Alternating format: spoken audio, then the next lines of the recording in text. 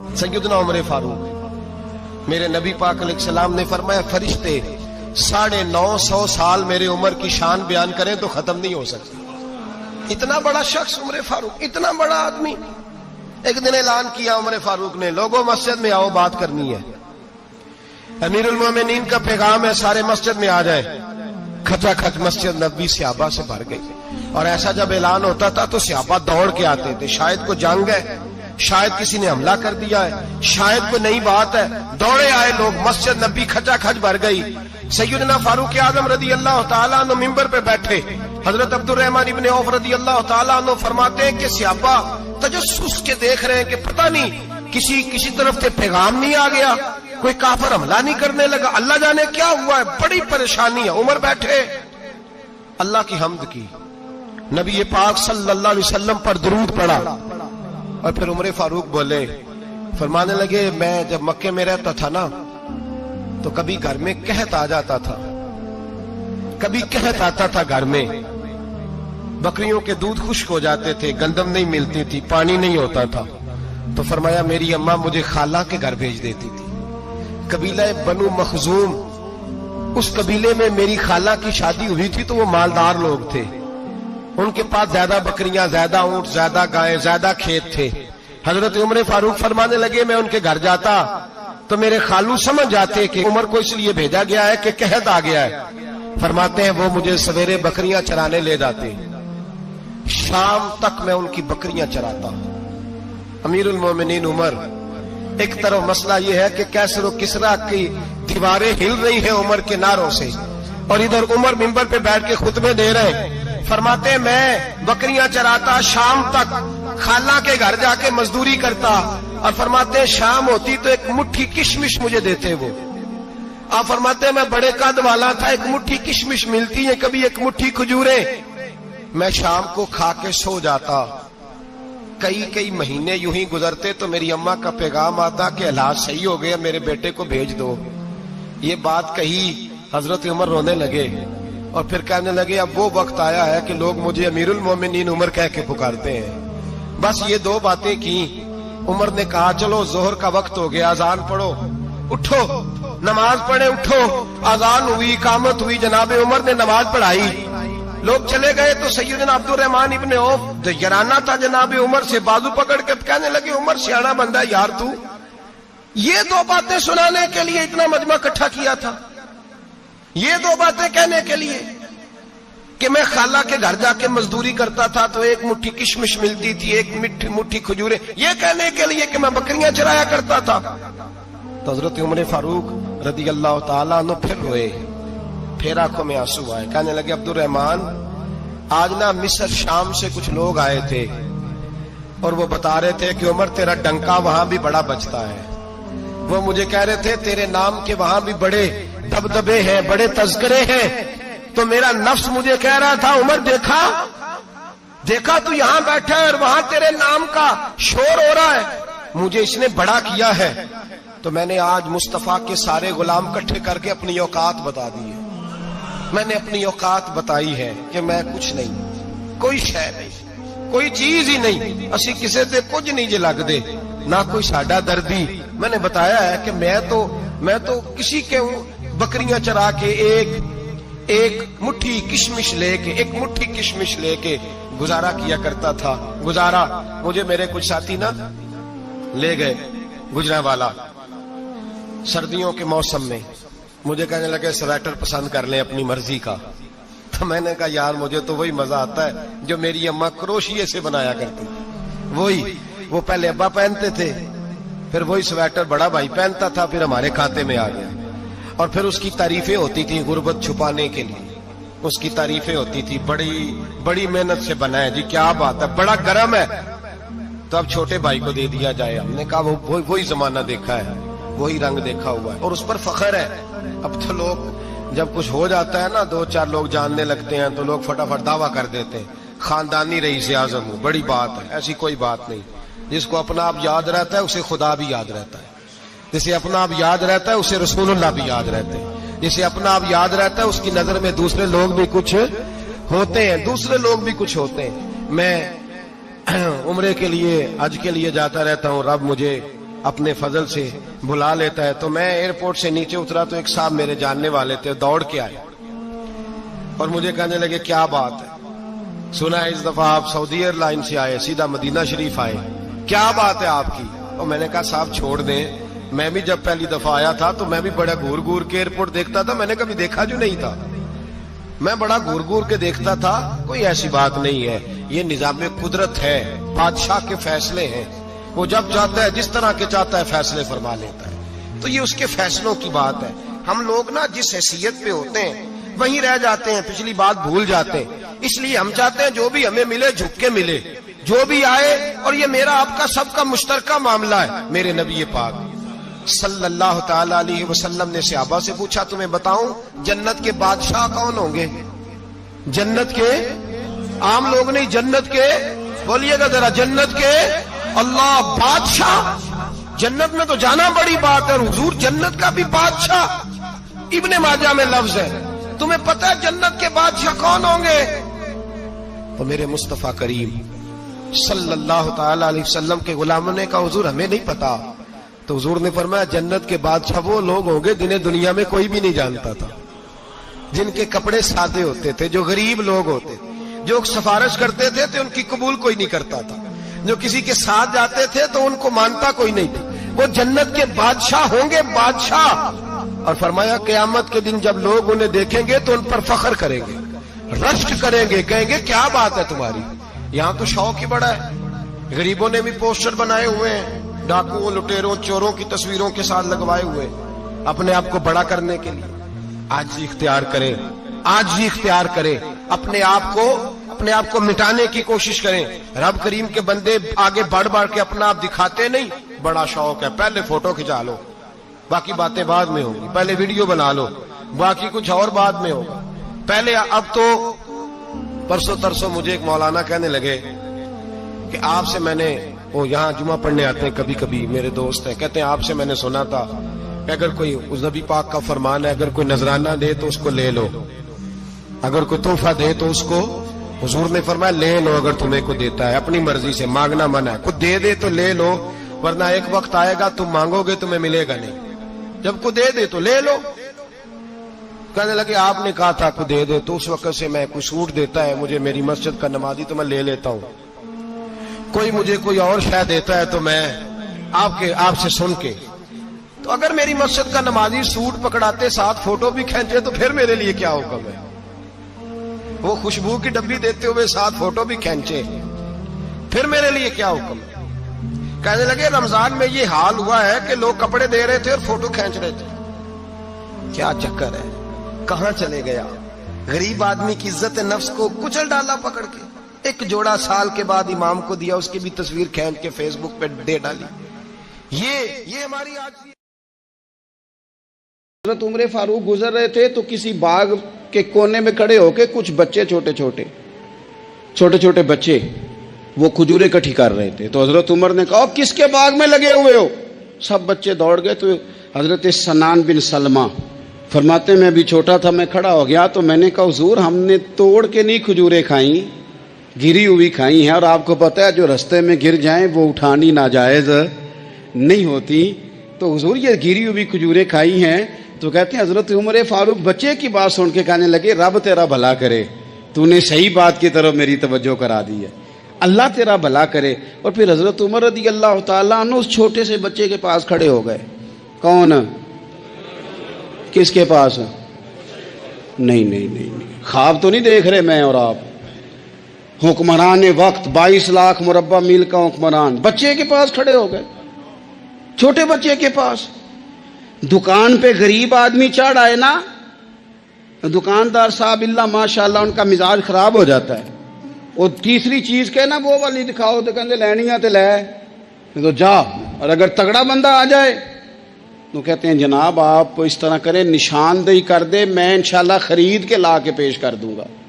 مزاج بدل جاتا ہے. غریبوں کے پاس, چھوٹوں کے پاس, عام آدمی کے پاس آپ جائیں.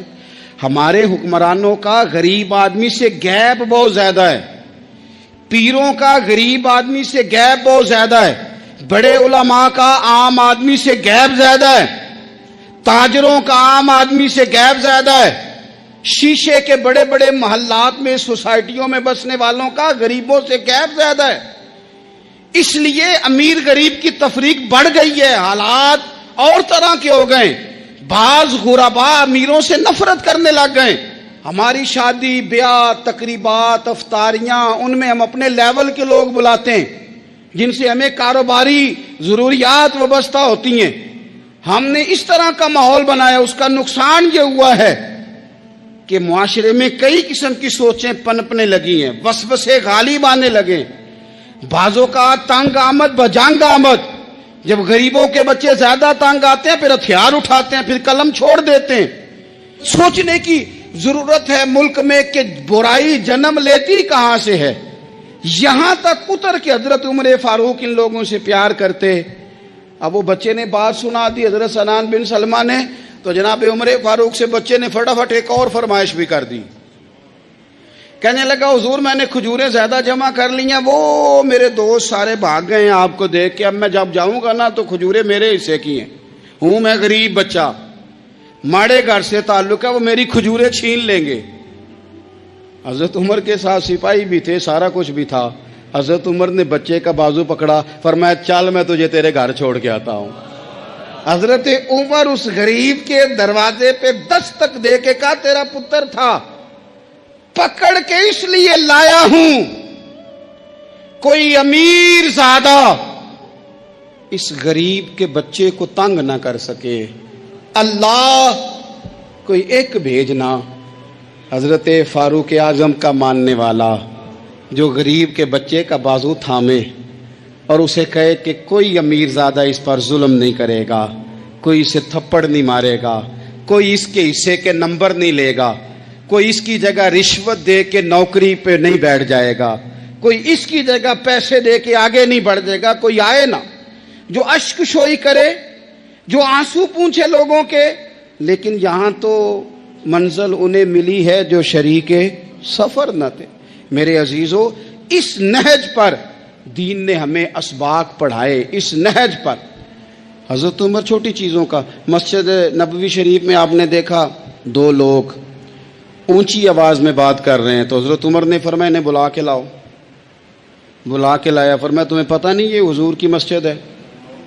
لا ترفعوا اصواتکم فوق صوت النبی، اے پائے نظر ہوش میں آ، یہ کوہ نبی ہے، آنکھوں سے بھی چلنا یہاں بے ادبی ہے۔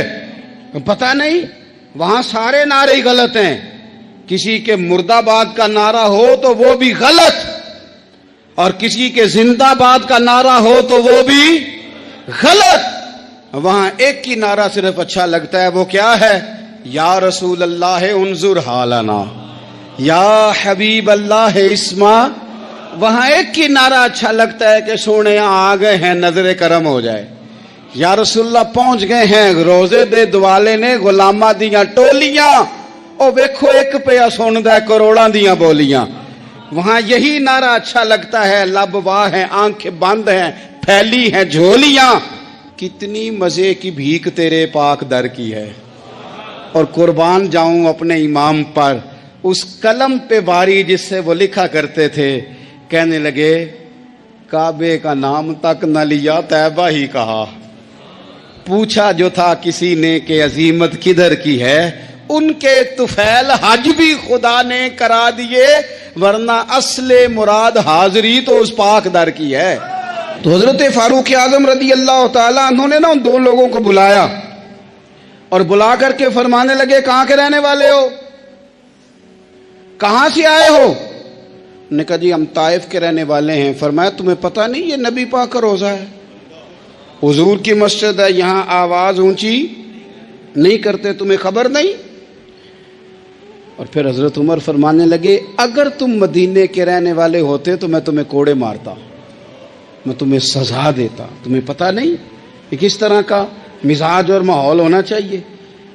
تو حضرت فاروق اعظم رضی اللہ تعالیٰ عنہ کی جو خدمات ہیں، آپ تو بازاروں میں جب جاتے تھے نا تو فرماتے تھے ہمارے بازار میں صرف وہ بندہ آ کے کام کرے جو دین کا علم جانتا ہے، جسے تجارت کے اصول پتہ ہیں وہ آئے، دوسرے کو بیٹھنے نہیں دیتے تھے۔ اپنے مزاج کے لحاظ سے، اپنی طبیعت کے لحاظ سے مخلوق کے لیے دلوں میں نرمی رکھتے تھے۔ مزاج میں نرمی.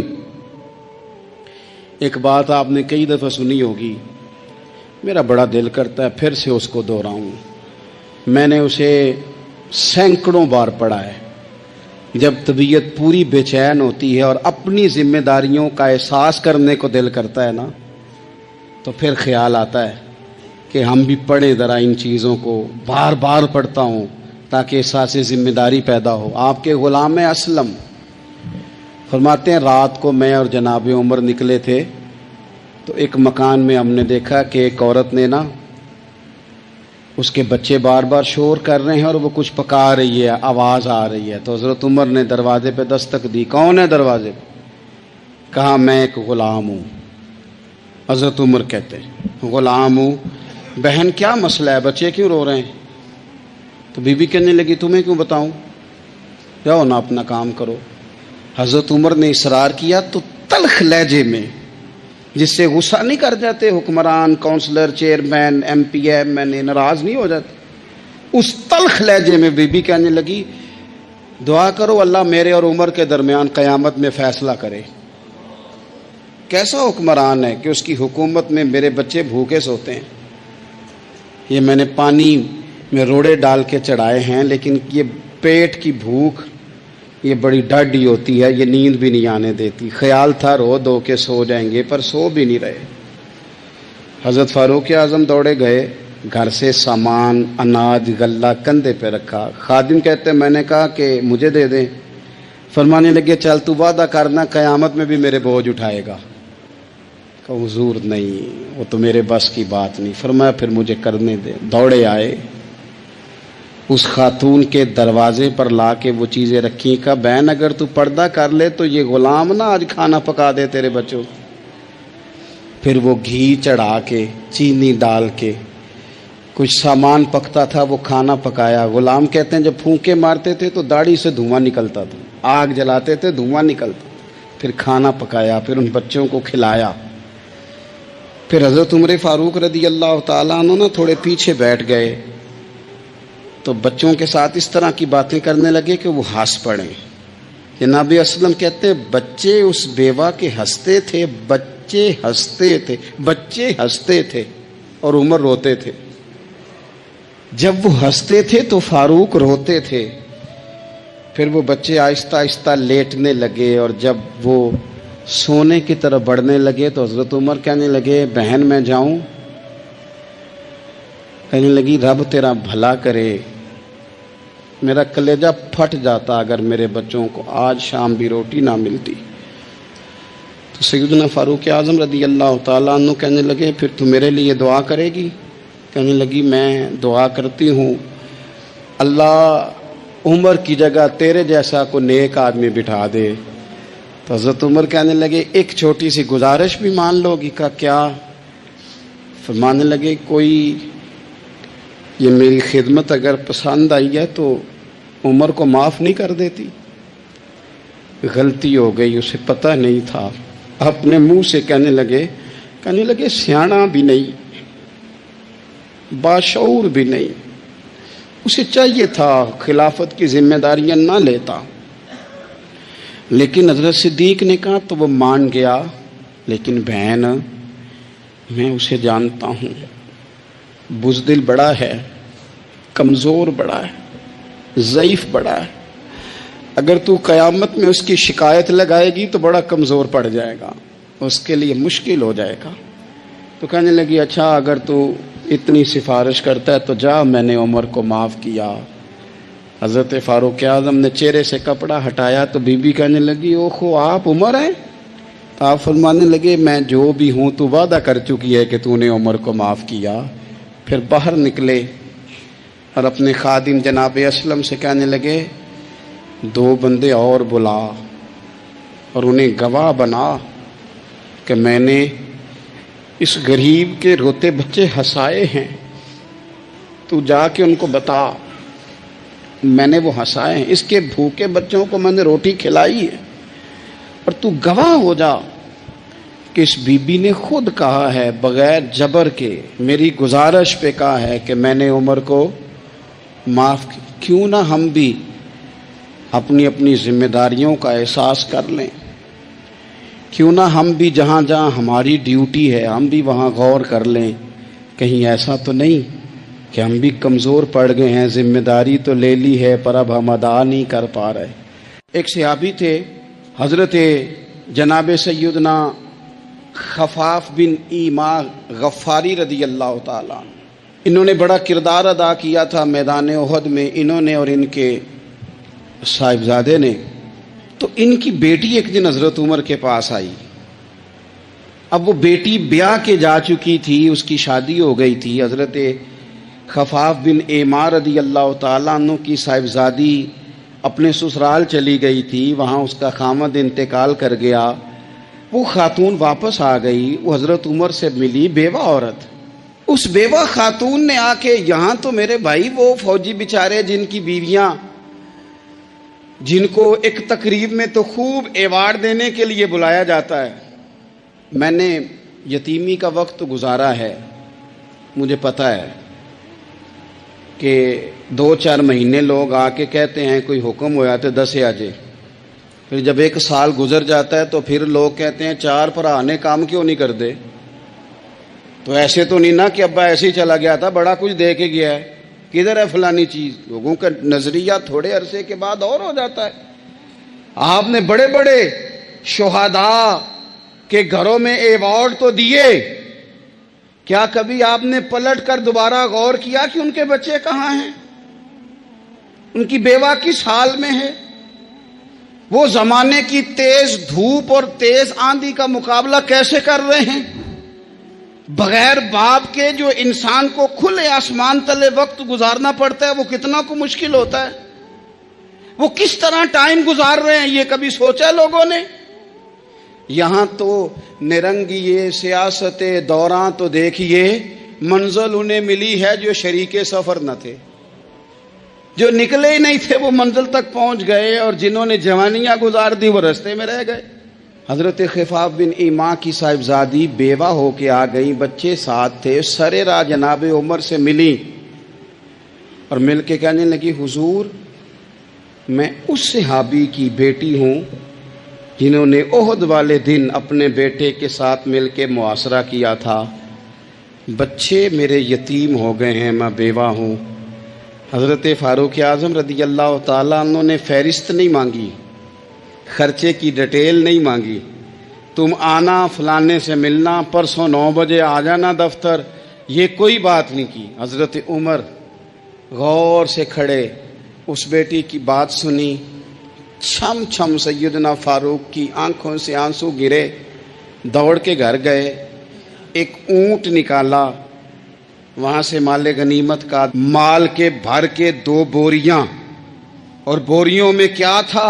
چاندی بھی تھی، نقدی پیسے بھی تھے، کچھ ضرورت کا سامان بھی تھا، غلہ بھی تھا. 2 بوریاں بھر کے اونٹ پہ رکھ کے خود لگام اس بیٹی کے ہاتھ میں تھما کے کا پتر سامان بھی تیرا ہے، اونٹ بھی تیرا ہے. اور یہ نہ سمجھنا یہی کچھ تجھے دیا ہے، جب یہ ختم ہوگا تو رب تیرے لیے اور بندوبست فرمائے گا. کیا مانا؟ کہ ڈیوٹیاں لگا دی گئی ہیں، ہمیں پتہ ہے یہ سامان کب تک ختم ہو جائے گا، پیسے کب تک ختم ہو جائیں گے، تیرے لیے میں نے نئے حکم بھی جاری کر دیے ہیں. حضرت عمر وظیفہ لگانے لگے تو حضور کے گھر میں خدمت کرنے والے حضرت اسامہ بن زید کا وظیفہ ڈبل لگایا، اور اپنے بیٹے عبداللہ ابن عمر کا وظیفہ سنگل لگایا. تو حضرت اسامہ بن زید کہنے لگے ابا جی میں نے تو ہجرت بھی کی، جہاد بھی کیا، اسامہ تو ان دنوں بچے تھے. تو حضرت سیدنا عمر فاروق جواب میں کہنے لگے پتر، اسامہ کے والد زید نے بھی حضور کے گھر میں نوکری کی، اسامہ بھی نوکری کر رہا ہے. حضرت عمر کی شان کیا ہے زمانہ جانتا ہے، پر پھر بھی حضرت عمر فرمانے لگے تو نے اپنے باپ کے ساتھ ہجرت کی، فرمایا ان کی خدمت زیادہ ہے حضور کے گھر میں، لہذا ان کا وظیفہ بھی زیادہ لگایا جائے گا. چادریں آئی تھی مال غنیمت میں، ڈھیر ساری چادریں، ڈھیر ساری. حضرت عمر نے صحابہ کرام علیہم رضوان کی ازواج پر صحابیات پر وہ چادریں تقسیم کر دی. ایک چادر بڑی خوبصورت نکلی اندر سے. تو سب کہنے لگے حضور یہ نا خاتون اول کے لیے سوٹ کرے گی, آپ کی اہلیہ کے لیے سوٹ کرے گی, کبھی آپ گھر لے جائیں نا, یہ سب سے بہتر ہے. تو یہ حضرت عمر کی بالغ نظری ہے. وہ کیا بندہ ہوا جس کی ہر جگہ نظر ہی نہ ہو. حضرت سیدنا عمر فاروق رضی اللہ تعالیٰ عنہ کہا جناب یہ چادر بڑی حسین ہے, آپ کے گھر والوں پہ جچے گی. تو حضرت عمر فرمانے لگے نہیں, ایک صحابیہ ہیں حضرت ام سلیت رضی اللہ تعالیٰ عنہ, انہیں بلاؤ, یہ چادر انہیں دوں گا. حضور اس خاتون کو یہ چادر دینے کی وجہ بھی تو بیان کریں.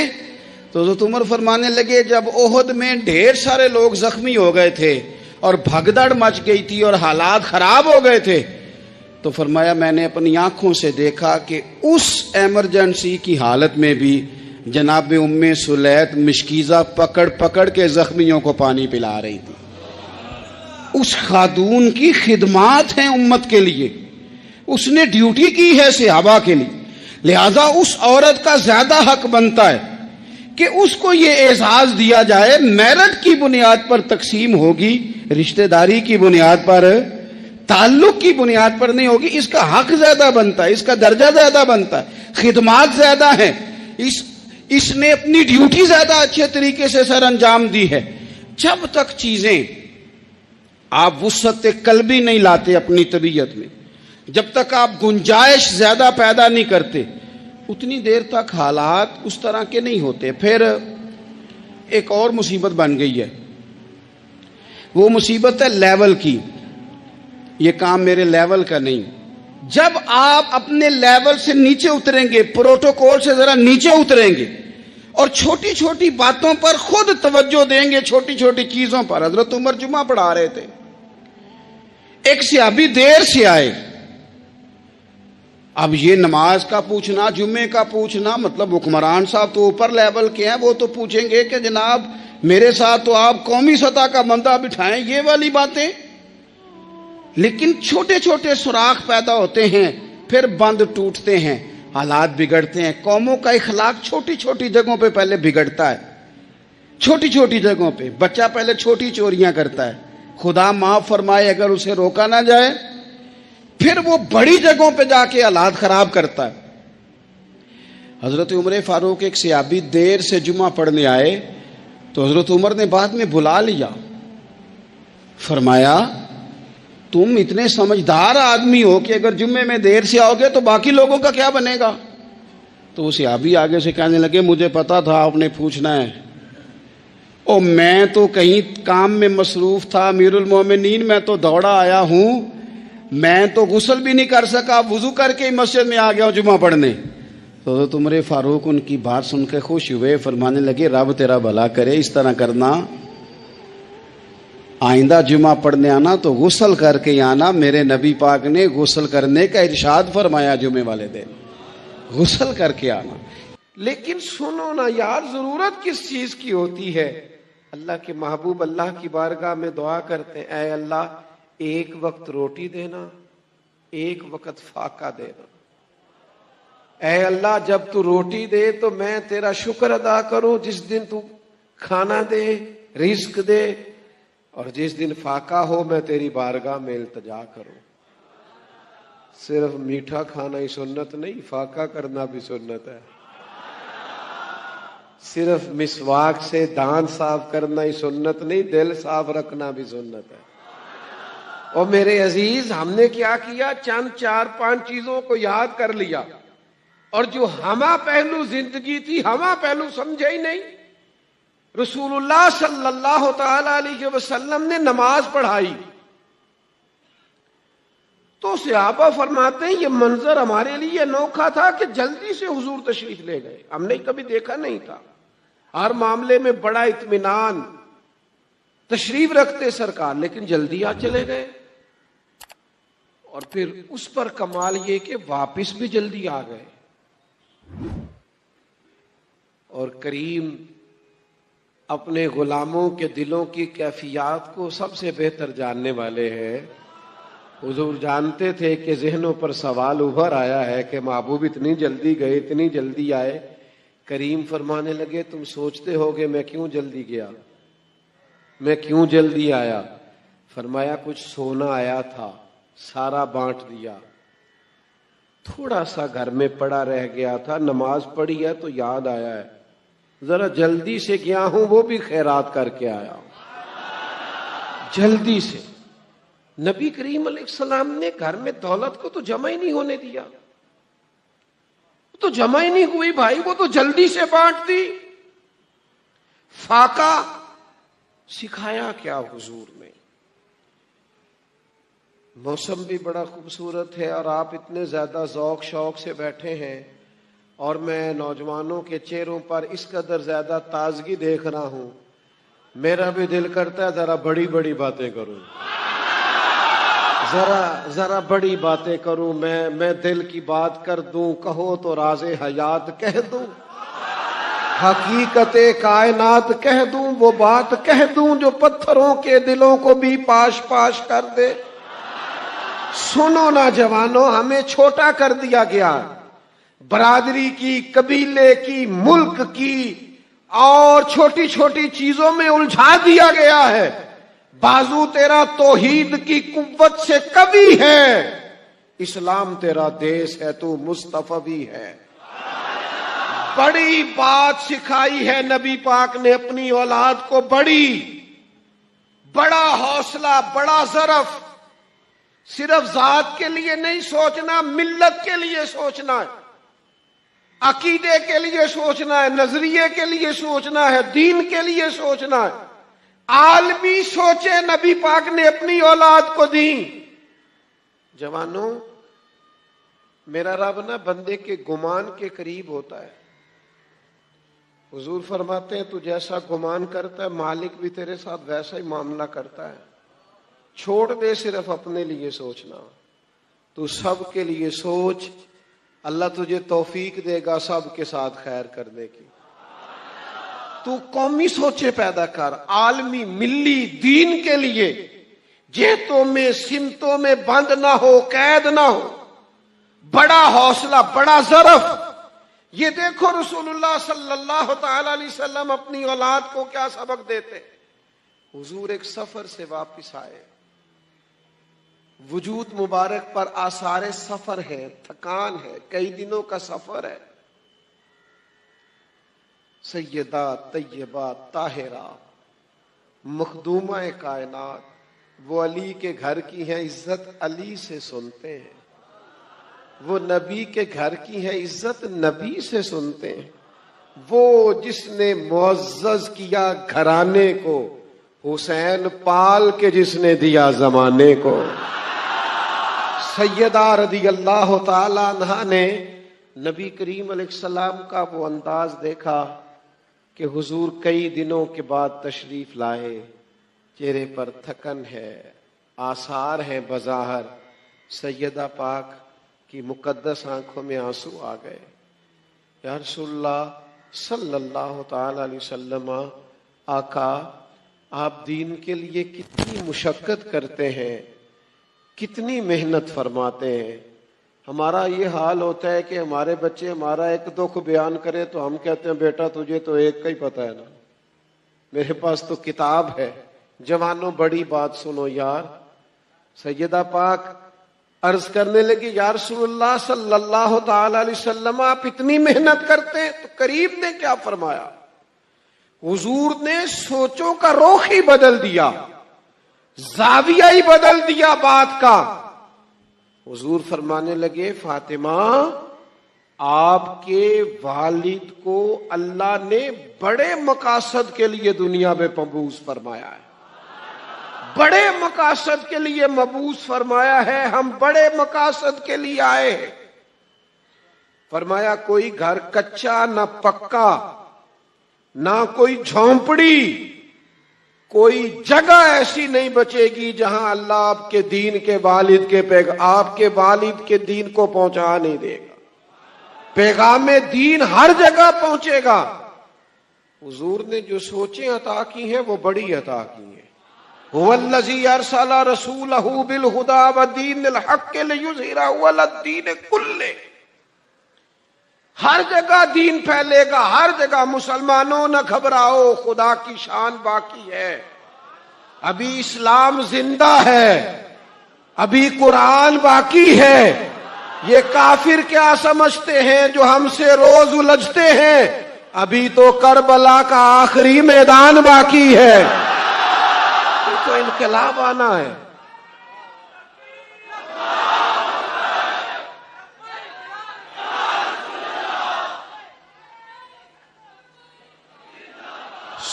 سنیں توجہ کریں میری بات پر. تو حضور نے عالمی سوچیں دی. فرمایا کوئی جگہ ہی نہیں بچے گی جہاں آپ کے والد کے دین کے پیغام کو اللہ پہنچا نہیں دے گا. تو بڑی سوچیں اپنے بچوں کو دے. محدود نہیں، صرف روزی روٹی کی نہیں، بڑی سوچیں.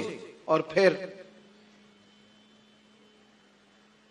نبی کریم علیہ السلام نے نا جد و جہد سکھائی ہے، کوشش کرنا سکھایا ہے. نوجوانوں ہم نے سہارے نہیں ڈھونڈنے.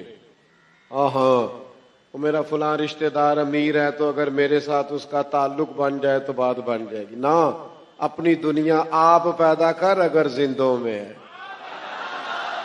گردن کو جھکا دیتا ہے خیرات کا پتھر.